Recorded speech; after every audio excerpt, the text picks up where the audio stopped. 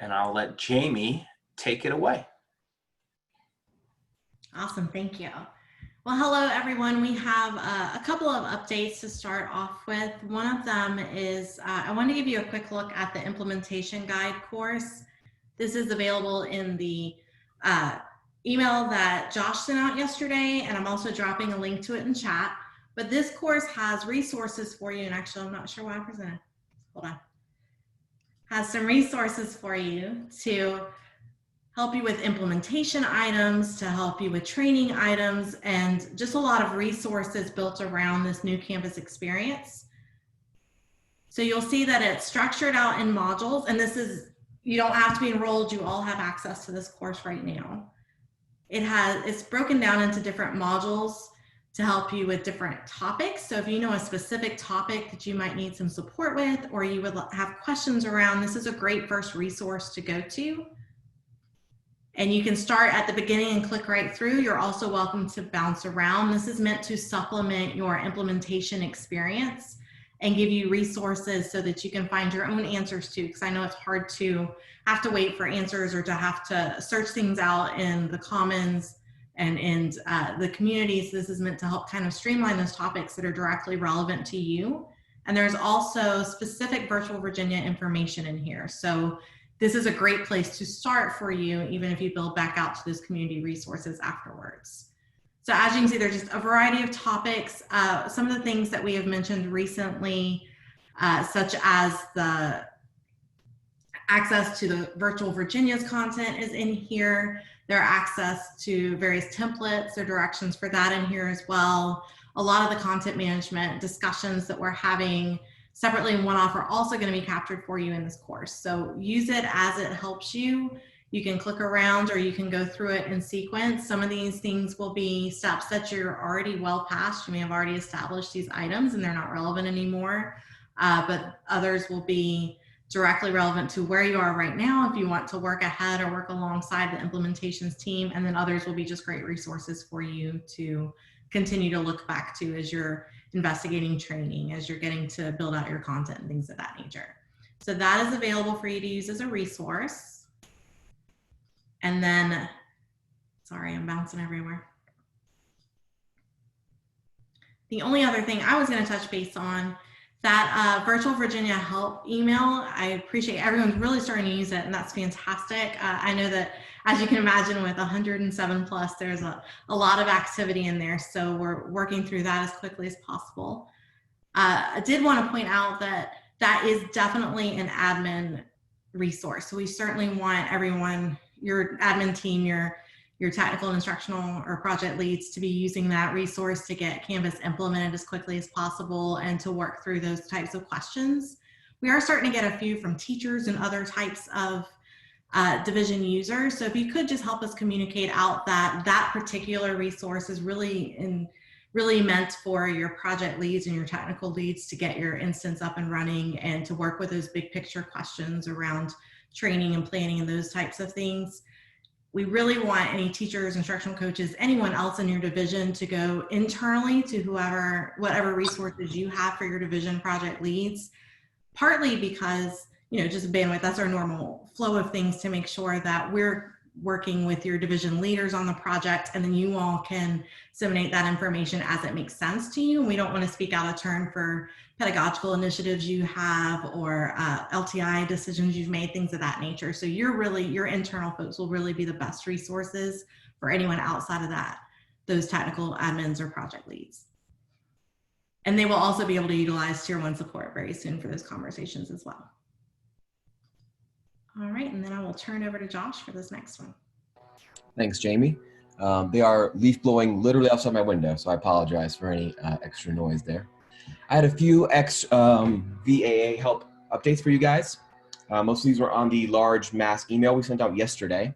I just wanted to touch base and make sure, clear up any confusion. Every single instance now has access to the Vaa Commons, all their information that they are rolling out. The big thing there, I'm sure you know how to search for it, but you can find that in your filter in your own Commons. A big thing that you need to know is some of those courses are very large. So typically the quotas default to 500 megabytes. You might have to increase that to up to 5 to 10K, depending on which courses you're adding.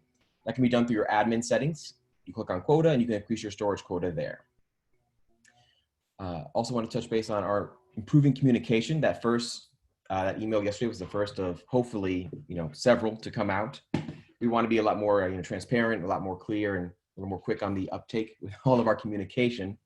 So you'll be experiencing some more of those mass emails hopefully in the next couple of weeks. Those are directed at project leads, but you can definitely share all that information down to wherever you need to.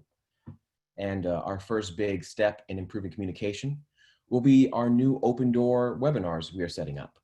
We're having 2 webinars every single week, Monday, 4 p.m. Eastern time, and Friday, 10 a.m. Eastern time. These are very heavily focused at IT leads, tech specialists, IT RTs. Really, it's just a great chance to talk to me and your technical consultant, and we're going to try to help you with any of your sys connection and auth questions. So we're just going to have these reoccurring twice a week for the foreseeable future. If we get some feedback, we can change these times if they don't work for people or whatnot, but we just want to give you guys that outlet to voice your concerns, any questions. We can help you walk through some of your basic questions, and you can bounce off each other. So we just want to make that resource available to you all. But yeah, that's all I had to report today. Okay, so I'm not sure. Looks like we have a little bit of background noise. Maybe my colleagues can help me with muting folks. Is there anything in the chat we should address before we move on? Okay. I am checking that right now, Rachel, and I do not see anything to address as a group. All right, we are about to move into taking a look at how to access Virtual Virginia content and import it in. So I think, James, your question will probably be answered here in just a few moments, but that is the direction that we're going to head. So before we go to our open Q&A, we're just going to have a quick discussion here and work through a few different workflows of how different users access content and what they can then do with it. So I'm going to go ahead and start sharing my screen. Okay, so the first thing that I just want to give us a high level overview of how the architecture is set up. So the first thing is that teachers are going to be able to easily create and upload content and share with each other. So that happens within your own division. As teachers are creating content, they have direct sharing capabilities with each other. The next level that we have here is that division leaders and teachers in Virginia will have access to the consortium, allowing you to pull in content into classes and modify however you'd like. So first we can share within division, and then we also have the ability to go out, search for the Virtual Virginia content and bring it in. Teachers and course designers will also have the ability to share content back to the Virginia Public Schools Consortium to make that available to other divisions. Now, we do have a Virginia DOE consortium that is just for pulling content. So you'll notice that you may have access to 2 consortiums. One you can pull content from, that's the Virginia Public Schools, as well as share back to, and the Virginia DOE consortium will just be for pulling content. This will be clearer when I go into the demonstration, but I just wanted to set the stage here. And so now let's talk about division level admins, curriculum teams, or even PLCs who want to curate content and push it to teachers. So districts will have the ability to push resources from an admin level to those teachers using a tool called Blueprint Courses. For those so inclined, your division level admins would actually be able to pull Virtual Virginia content from the consortium, make local modifications, and then push that content to your teachers, eliminating the need for teachers to come in, search for that content. There's a little bit more work in this approach on the curriculum teams or the administrative teams at the division, but based on your vision and your plans, that's also a great possibility. Again, I'm going to demonstrate each one of these things, but I just wanted to provide the bigger picture for everybody. So with that, I'm going to go ahead into the demonstration. So the first use case in today's demonstration is that of a classroom teacher. How will a classroom teacher go into Commons, search for content, and pull that into their course? So with that in mind, okay, so here I am as a teacher. The first thing that, or the first prerequisite that we have from a teacher's perspective is I need a course to pull that content into. So it might be a sandbox course, it might be a manually created course, or it could be a course that was provisioned by the SIS. So just a quick reminder that if you need to facilitate a course with students, the content needs to be in the course that was provisioned by the SIS. That being said, we see very often teachers importing into a sandbox course first and then moving that into their SIS provisioned course later. But it's just a reminder that if you are at a point where you want students to have access to the content needs to be in the course in which students have an enrollment in. So I'm going to go ahead and just start a new course here by using that button on the right hand side. And we're going to call this my Commons Sandbox. And I can use the same course name for the short name too if I want to. And so I will create that course. And it'll automatically bring me right into that course. But now at this point, I'm going to use Commons here on the left-hand side to go look for content, in this case, in particular, Virtual Virginia content. So I will use the filter here on the right-hand side. I'm going to remove a filter specific to this environment. That's not something that you would typically need to worry about. A couple things to be aware of in here is here you can see I have access to the Virginia Public Schools Consortium. I'm going to select that.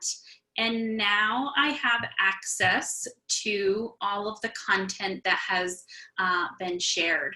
Now, if this is something that has been shared by Virtual Virginia and team from Virtual Virginia, feel free to correct me, but their content, it appears as though has their logo right on it. So that's one way that you'll know that it came from them versus maybe another Virginia division who has generously shared back into this repository or this space.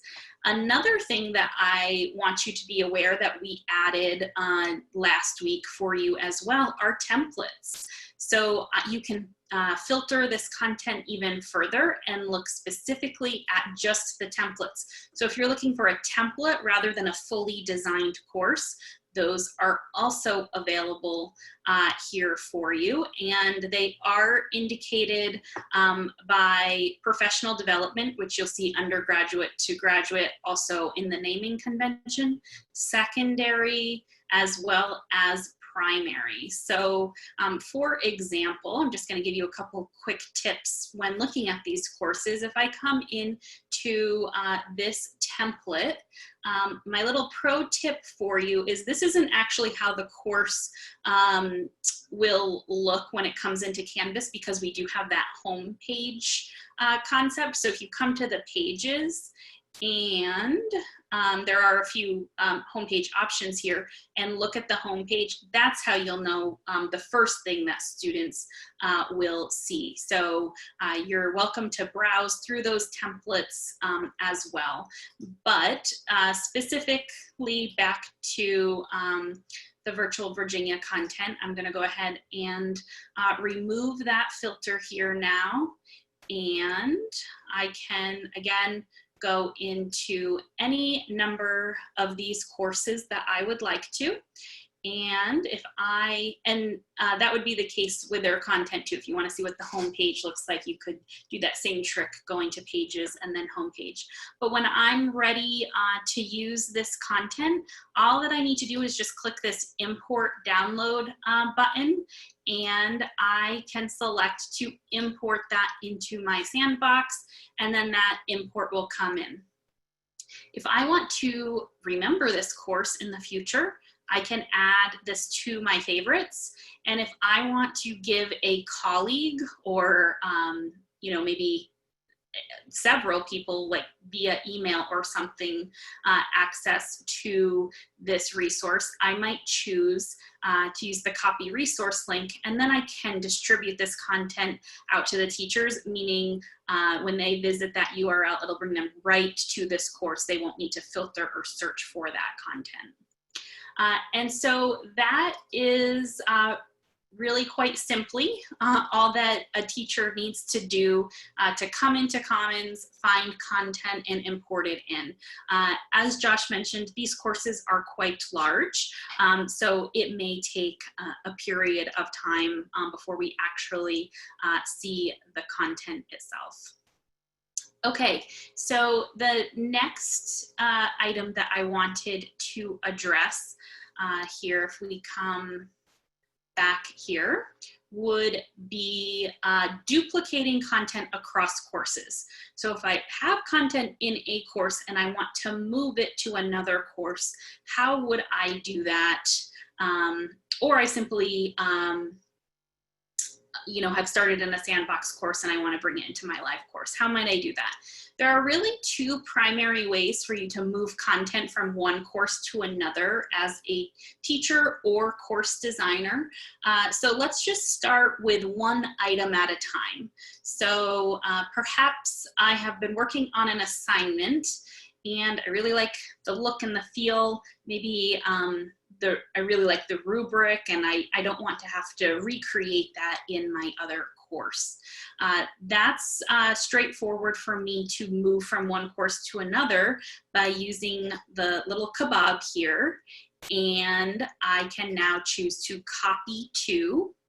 And this is where I have the list of other courses that I'm the teacher of. So maybe I want to move this from my physical science course to my biology course, and I can even choose where in my biology course I want to add that to, and then I can just simply copy that. So that's really for one-off items where I just, you know, have a specific item that I really quickly want to move over to another course that I'm teaching.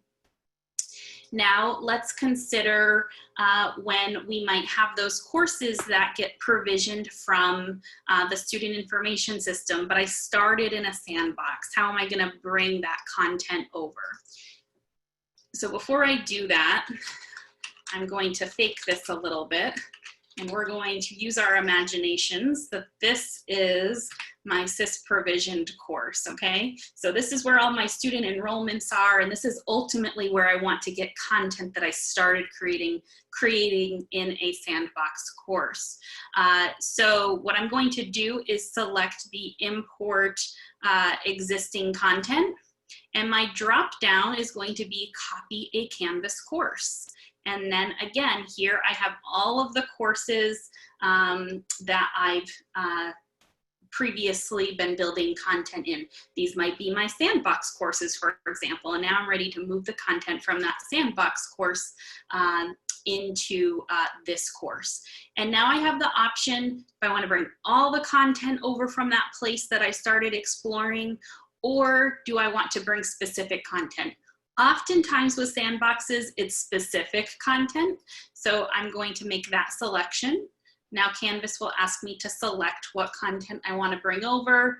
And you know what? I'm just going to bring over week 1 because that's the only content that I really feel like I want to have come over. And this is probably going to run rather quickly for us, knowing the contents of that.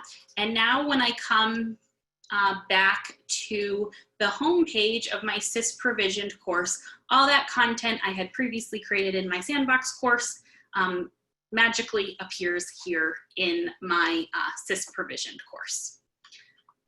Okay, so that was that. I am going to pause and ask my colleagues, is there anything that I should clarify before we move on to the next use case?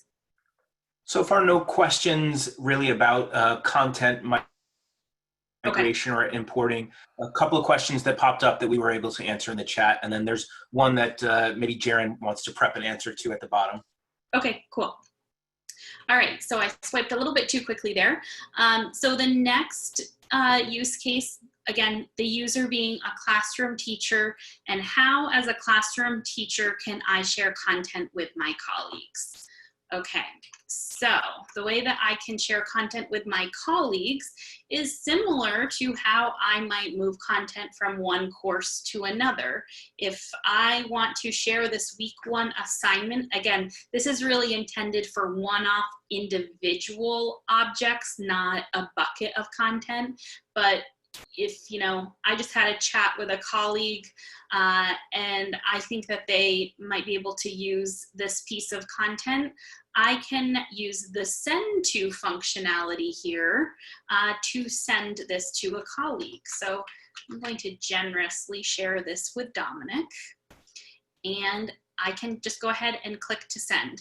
Now that's not going to just automatically start populating Dominic's courses. He'll actually receive a notification in an inbox that says, hey, Rachel shared this content with you. Would you like it, and where would you like to put it? So, you know, we're conscientious of that. We're not just going to allow other people to be placing content inside your courses, but it is a great way to be able to quickly share a piece of content that you have with an individual user. Now, that's not generally a scalable tool, right? Oftentimes when we're wanting to share and collaborate, it's with a group of users, not just an individual user. So I can also take this bit of content that I have here, and I can share this to Commons. This is probably the best way for me to be collaborative and share content with a large group of colleagues. And what I have the ability to do here is I can share this piece of content just within my division. So I'm not publicly sharing this. The only people who have access to this content are other teachers at my own division.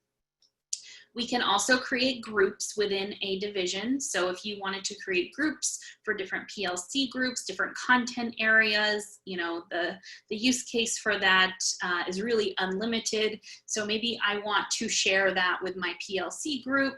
And then finally, as we've already seen evidence of, I might want to share this bit of content out so other Virginia Division teachers have access to it. And so I have that option. I can make those all of those selections, one of those selections. It's entirely up to you. And then if you're you know, really creative and maybe a tech coach or something, and you're creating templates for your teachers, you could indicate that there. And then finally, just a title. The title or the name in Canvas automatically comes over, but then we'll want you to provide a better description. And then we do need an image. That's what makes the searching nice and visually appealing. But if you don't have a custom image, that's not at all a requirement. We do have publicly available images here for you to go ahead and search. So in this case, I was working on the scientific method. That's actually what that unit was related to. So I can just do a simple search there and make a selection for a photo. So we'll go ahead and use that particular photo. And then the final piece will be establishing what grade levels, and this should be the grade levels of the student, this content is appropriate for. And then finally, I can go ahead and share that content. And now that is searchable by my colleagues. Okay, so again, I'm going to check in with my team. Is there anything else we need to clarify here? Nothing specific to content migration still. Okay, awesome. All right, we're now going to transition, shift gears here from a district admin's perspective. That's most of you on this call, I imagine, but I wanted to make sure you were aware of the tools that are available for teachers, and even you might choose to use portions of this recording to share internally with your teachers. Now, from a district administrator's perspective, what is the process of searching Commons, pulling that content in, and then what are your options for then deploying within your division? So we're hearing use cases from divisions that are wanting to bring content in, make their own local modifications, and then make that content available to their teachers. And so we can absolutely support that as well. So a couple things to be aware of from a district administrator's perspective. So the first thing that I'm going to do is go to the admin area of Canvas and go to my courses here. And what I will do here is I need to create a course to put this content. So I'm going to create a Master Algebra 1 course in this case. So I'll go ahead and just give that a title. And I'm going to call that Algebra 1 Master. You can come up with whatever naming conventions you would like to. A quick tip about sub-accounts. So we are about to discuss the idea of blueprint courses. Blueprint courses is the ability for you to take a course and deploy that out across multiple courses. Now, something that's important to remember though is your sub-account architecture. I would recommend, if you are going to be doing master courses like this, that you make sure to keep these in your root account, because we can deploy blueprint courses down to schools, but I can't put a blueprint course in a sub-account, let's say, called templates, and then be able to deploy that up in the hierarchy. So for those of you who have started implementing Canvas, you probably understand that there is a sub-account hierarchy, and we can nest accounts within each other. If you want the most flexibility to deploy across schools, then it's best to keep your master courses in the root account, which is what I have here. And there's more documentation if you want to read up on that in particular.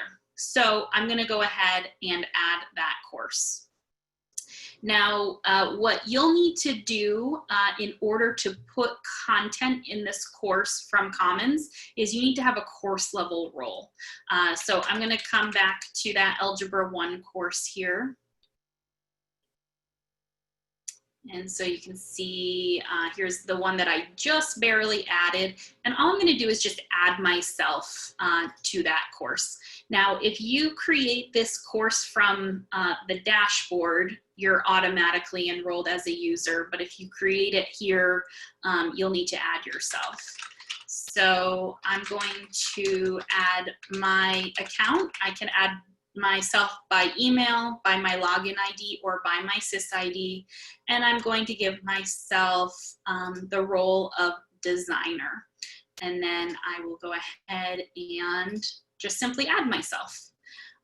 The reason why that's necessary, it will become clear here when I go into Commons. So now when I come into Commons, just like the teacher, I have the option to search for content. So I'm gonna go ahead and do that again here on the right-hand side, use the filter, and I will filter by the Virginia Public Schools Consortium there. You can set default filters. So if you want it set up so that every time you come into Commons, this is what you see by default, that's an option as well.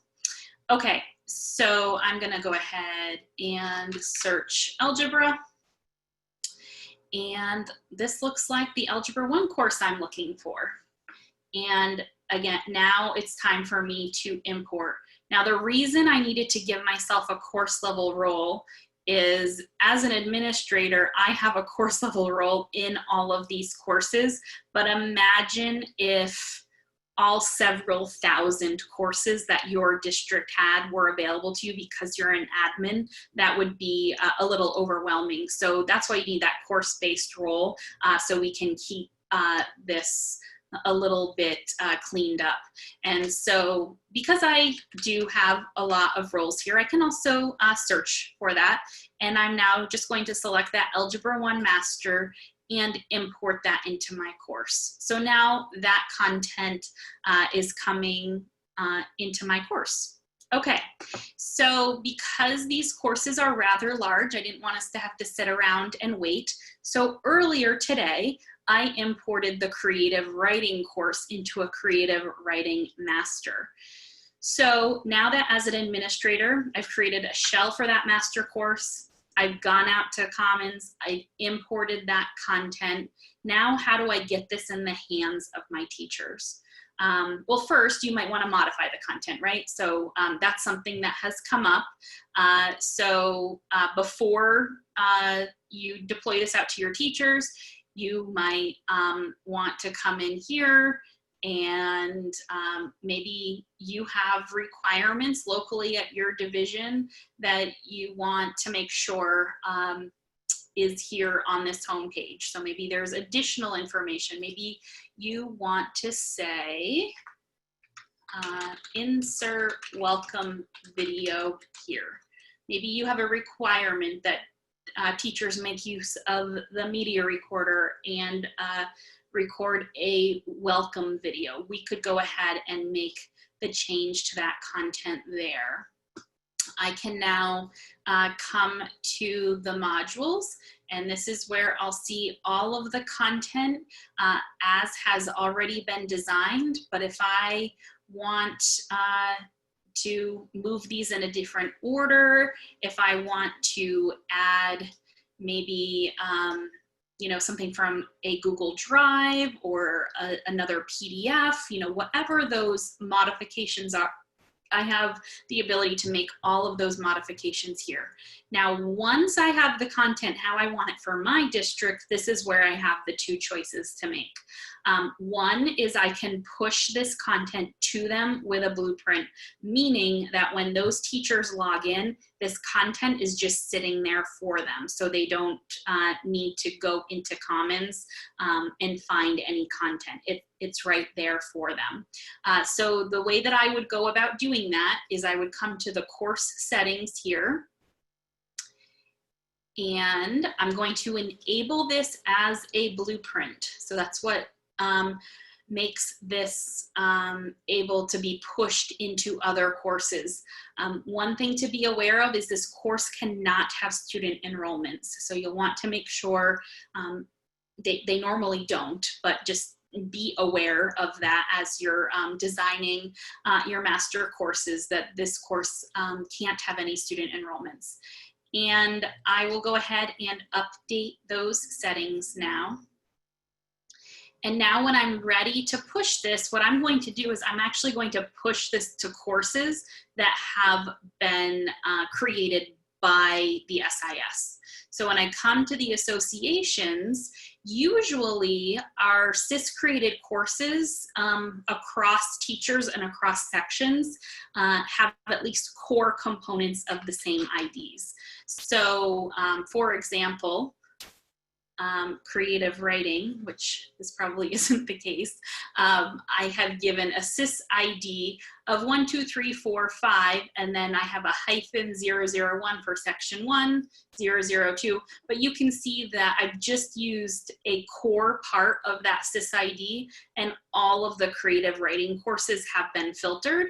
And now I'm going to select all of the creative writing courses, and I can make a decision. Do I want that course published, meaning that the students have access to that course, or do I want the teacher to go in, add their video, add their name, add some additional information before it's then visible to students? So you get to make that choice. I'm gonna let the teachers make that choice for once they've made their updates. And now just like that, all the content has been pushed. Now I pushed that to 3 courses, it could be 300. So you've got lots of options there. And so I do want to take a step back. This was me taking a specific course, creative writing, but this could also be a way that you deploy templates. If you, wanted to create a consistent template for first grade, a consistent one for second grade, things like that, you could also use a tool like blueprinting just to get the templates in the teacher's hands as well. Same concept. Okay, now the other option that I have here is that I might, so rather than creating a blueprint course, now some of you may be acknowledging that this is a really good user experience for your teachers and your students, right? And probably is in alignment with some of your initiatives, but there is certainly some work to be done from an administrative, curriculum, even department head perspective to get courses ready to go through and do this. So that's why there's always the option for teachers to just go right into Commons and bring the content in right how it is from Virtual Virginia.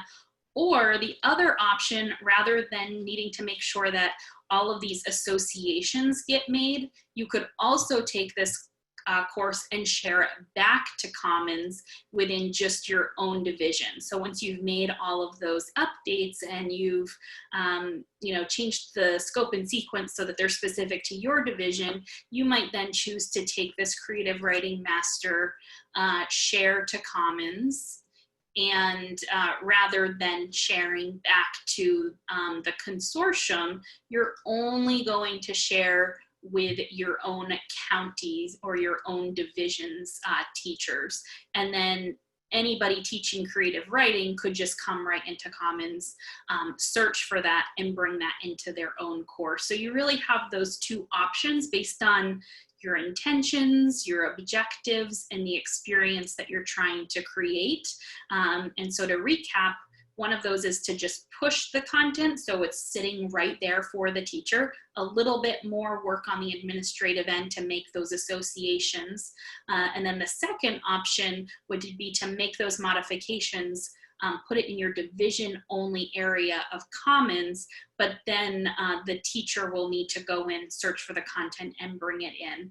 Not the end of the world. Certainly something that we can train our teachers to do. It's just up to you and how you want to deploy that. And so with that, I am done talking unless I have questions we need to answer. We definitely have some questions. I'm going to back up a little bit and ask Jaren to weigh in on a question that Carissa had earlier in the chat. She asked about the timelines for getting data into Canvas once they've gotten the connection to Kimono set up. Can you give a little bit of insight into that? Yeah, absolutely.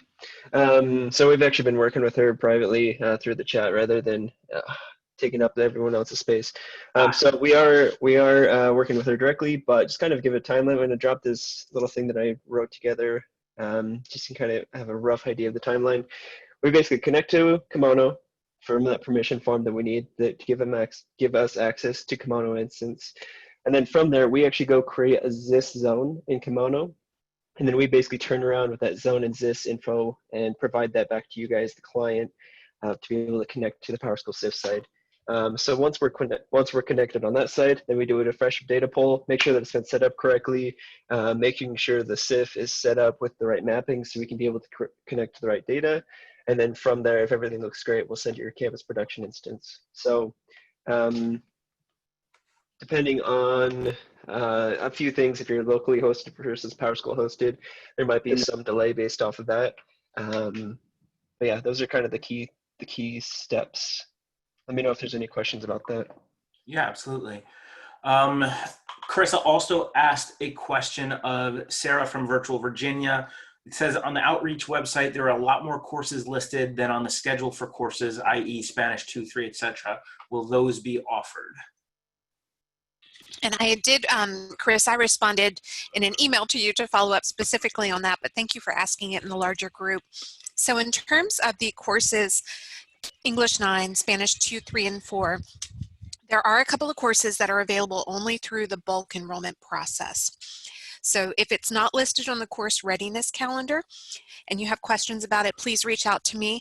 They are fully available through the bulk enrollment process, but they're not available through Commons. Thank you, Sarah.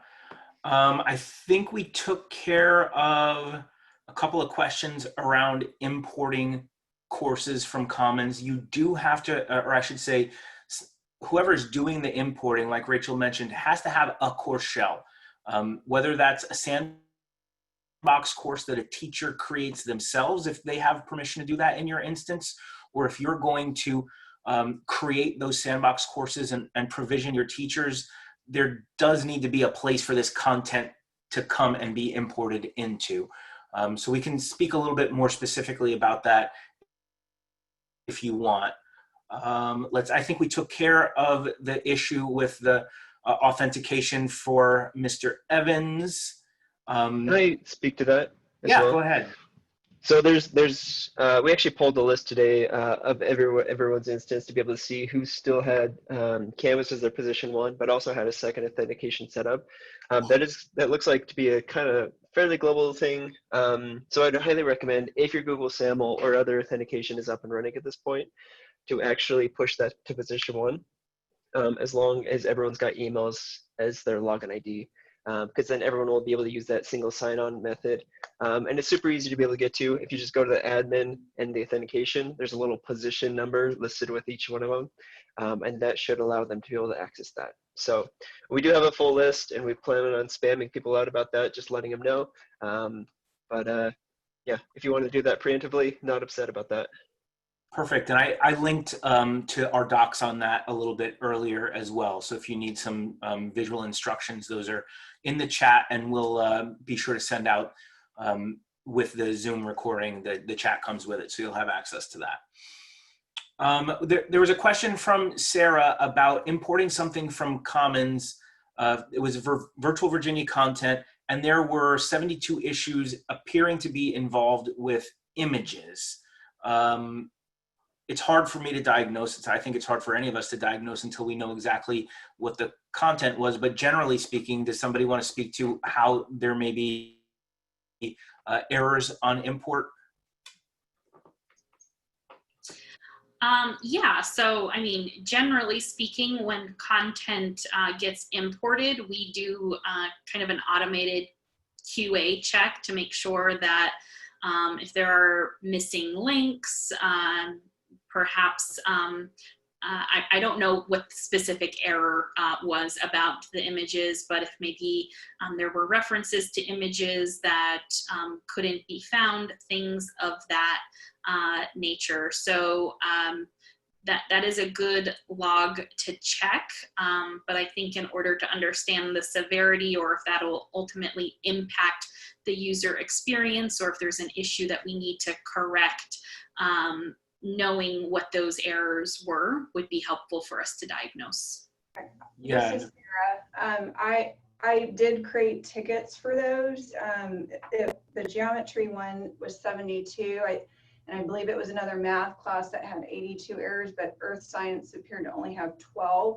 So I wasn't sure if those issues were related to images, because when I randomly clicked around in those 72 errors in the geometry course, it appeared to be images related to what pictures you might see in math classes. So I did reach out to the Vaa Help, and they said to put in a ticket. We currently don't have tier 1, which Sarah explained to me, Sarah Warnick, that would be available next week. So I'm just trying to know if I can import those courses and the other ones would be okay, or if there's an issue that needs to be resolved before I continue with those that were available last week. Okay, I'll work with Sarah from Virtual Virginia. I think what might make sense, because if there's an issue with the initial content, our support team might not be able to help, right? If there's an issue with how those got uploaded to Commons or missing pieces. So I think what we'll do is see if we can do some diagnosis on if I get one of those issues when I import myself. So I think it's great that the ticket's already in with our support team. In the event that it is a Canvas issue, then they can triage that, but we should also just make sure that it's not specific to the content that needs some correction. So we will take a look. We had a question that I think is important for us to circle back to. It's, where are we finding these recordings once they're done? We share the Zoom recordings with Virtual Virginia. They're also being shared with VSTE, who is hosting the recordings on their YouTube channel. So you should be able to find it in a couple of different places. If there's ever an issue where you need access to a specific recording and you just can't find it, you can always reach out directly to me, and I'm happy to push that over. And I'm going to put my email address. This is dangerous. I'm going to put my email address in the comments here, but I'm happy to give you the Zoom links if you need something. I think another resource or option is, now that we've created the implementation resource course, we could create a page in that resource to put them as well. That's such a much better idea than reaching out to me. But you have my email address if you need to reach out. I never sleep, so I'll answer your questions. Samuel asks, he's a teacher with 3 sections of the same course. Is it possible to make changes that are pushed out to all of the sections? Samuel, we've got good news for you. There is a way for you to cross-list those sections into one course. Rachel's waving her finger at me. The more important question is, if Powerschool is their SIS, they may already be cross-listed for the teacher. So they could come over cross-listed. You might have to do the cross-listing. You can certainly search the Canvas guides for cross-list courses to see how to do that if you need to. But yeah, we agree. It's not fun to have to manage 3 different courses for 3 periods of the same subject. So we've made it easy for you. E. White asks for permission to break the recording up and make it an interactive training for our coordinators. Go for it. Take these recordings and do with them whatever you need to make your lives easier. Sarah asks about the grayed out features options in the admin settings. Do we have any updates on that? I understand Mastery Paths was actually doing some construction during last week, so I believe that's related to why Mastery Paths was locked out. Rachel, if you've got any other updates, I'd love to hear it as well. No, I don't. I was just saying that just so the whole audience knows. Internally, we were actually just having this discussion, so we are aware that maybe there's some things that we do need to look into. So if you could just be a little bit patient with us while we look into that. It's something that's come to our attention just recently. So I think we're looking into some things as to why that might be.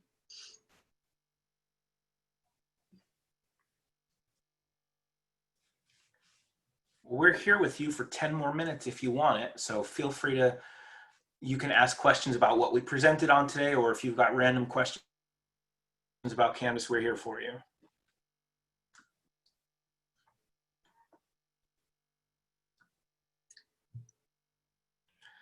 Good question. Jay asks about downloading a course into an EPUB file.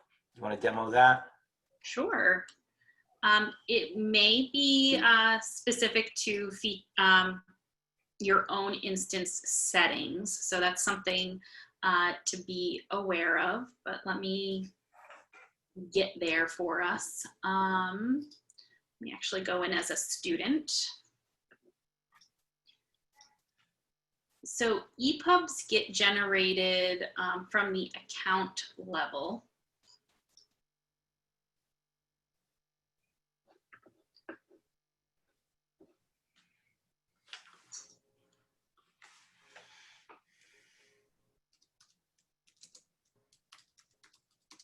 Okay, so here you have a button, if enabled, and I'll back up and show where this happens. There are actually two offline options that's probably worth understanding. The EPUB format is mobile friendly, and then the second offline option, which generates an HTML file versus an EPUB, might be a little bit more intuitive for students because it mirrors what Canvas looks like when it's online, offline, but it's just not mobile friendly. So most people opt for, I would say, the EPUB version. So I can go ahead and download my course content. And now any course that I have an affiliation with as a student allows me to generate an EPUB. So I can generate that. And then here you can see that I had previously downloaded this or generated this, and then I can download it. And then it's accessible on this device. I could, share this file with my mobile device. I could have generated this from my mobile device in order for this to be on that device. So it's really quite transportable. For others in the audience, all an EPUB is it's the format of an e-reader. So think of how your Kindle experience is. That's what an EPUB allows for. Now, our second option, just so everybody knows what all of the options are, if I come to the admin settings, and again, I'm going to choose settings here in the bottom left corner.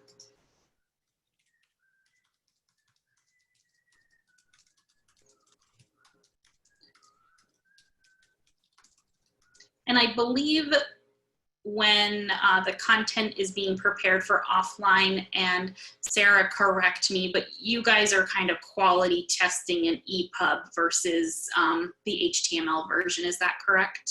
We prefer the HTML version, Oh, and that's what we've gotten to work much more effectively with our content. Okay. And so that's the version that we are going to be providing on our end an Okay. option for. All right, I apologize. It's good to see both because definitely divisions may have a preference, but I will share that on our end. We've had better luck with the HTML version. Okay, perfect. Right, so you were in the right spot. I'm sorry? No, never mind. Am I okay? Yes. Okay, so you can see now I have this on. Now if I turn EPUB off, so this is something to be aware of, is you can only use EPUB or the HTML content exporting. So I'm gonna go ahead and turn that off. And then Nate, were you saying that I need to then go back to my settings to enable the HTML? Yes, yeah, go back into settings, and then under the general settings, you scroll down, there's a checkbox. Okay, that was the case. Yeah, it's right there above the, look right at 3 options above the Canvas Cloud Information break. Allow students to download course allow content. students to download course content. Okay, so now that I have enabled that setting, now I'm going to go back in as a student to show you the alternate user experience. And this is, again, as Sarah just said, what they would recommend for their content. So now when I come into my physical science course, and this is probably a little bit more straightforward for your students as well. They should have, oh, in modules, I apologize. You can see that I don't do this very often.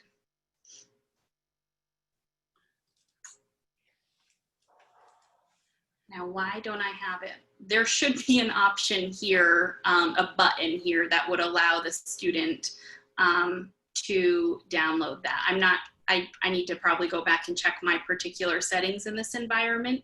It might be a permission issue or something of that nature, but it should be that when you enable that setting, then Rachel, there's just a button here. Go ahead, Nate. Go ahead and click, well, so you need to go on the other side. If you click in settings, you need to make sure it's actually checked in that course settings as well. So when you turn it on at the Yeah, main account level, Rachel, you should be able to refresh and get it. yeah. When you turn it on, I believe it turns on by default, but you can turn that off by course as well. Perfect. So if you don't want some courses exported, you can turn it off that level. All right, so normally what we just went through, guys, you wouldn't need to do. This is just purely because this is a demo environment. So we have settings that you wouldn't typically see. So now as a student, I can go ahead and export that. And it will generate this, and we'll see maybe in just a moment, based on the size of this, what this experience will be like for the student.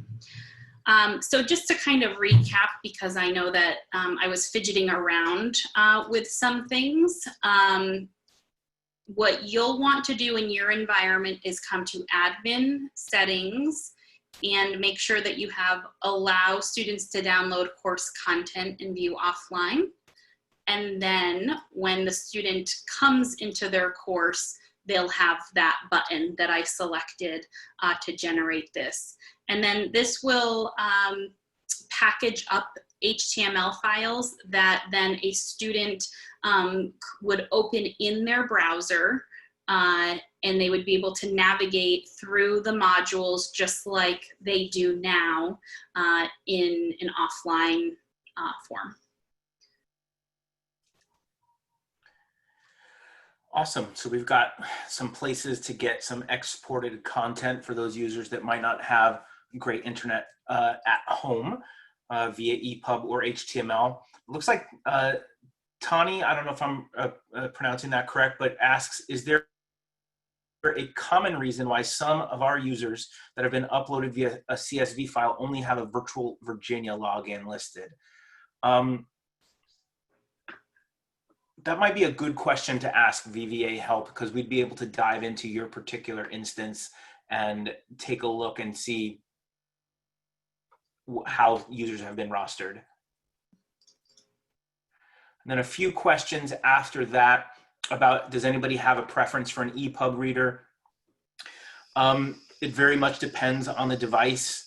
EPUBs on, iPhones, Android devices, Chromebooks, MacBooks, they're all really device specific.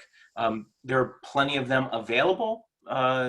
You would just have to explore and see what works best within your division's ecosystem to see which one happens to be your favorite. But if anybody does have experience with one and wants to share, absolutely let us know. There was a question a few questions ago, I think Carissa asked about grade passback with Powerschool. The official word that we have is that Powerschool has requested that as an organization, we pause our ability to send grades back to their SIS. Unfortunately, they've done this on the heels, of course, of acquiring their own learning management system. And of course, this has come during a critical time of the COVID-19 pandemic. We've been working with them, Powerschool that is, to help support our joint customers in the ways that we have for many, many years, but we continue to face the threat of litigation, unfortunately, from Powerschool if you use Canvas to literally access your own data. We think that they're using these as threats to help erect barriers to fair competition. We're working with them and trying to work to a resolution that hopefully will give you the access that you're looking for with Grade Pass back soon. But unfortunately, if you're asking me right now today, that is the line that I have to share with you. And that's a hell of a way to end. I was going to say, I can end on a happier hour. if you want. Yeah. We So- love you guys. We think you should have access to all of your data. We're founded on openness and accessibility. I did want to just finish the offline content discussion here, just so they could see what the actual experience is in comparison to an EPUB. So the zip file has downloaded. I've extracted the zip file. All that I need here is just this index file here. That's all I need to open. It'll by default open in my default browser. And I think you'll now see an experience that looks a whole lot like the experience that I have when I am in Canvas online versus offline, including it's retained where I was the last time I was online. So just wanted to end on that happy note. All right. Well, we look forward to seeing everybody next week. Don't forget, Jaren and Josh are going to be doing their bi-weekly check-ins with everybody on Monday afternoons and Friday mornings. We shared that earlier in the recording, and we'll push that information out to everybody. But have a wonderful rest of your week, and we look forward to hanging out with you more soon.